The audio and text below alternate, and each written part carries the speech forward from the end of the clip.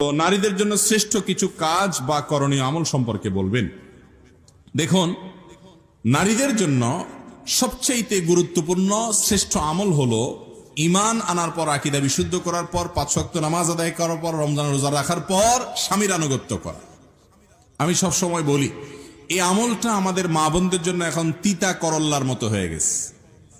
তিতা করল্লা খাওয়া যেরকম কষ্টের, মহিলাদের জন্য নামাজ রোজা করা, অন্য সব আমল করা যত সহজ, স্বামীর কথা মেনে চলাটা এগুলোর চাইতে বহুগুণ সহজ। না কঠিন?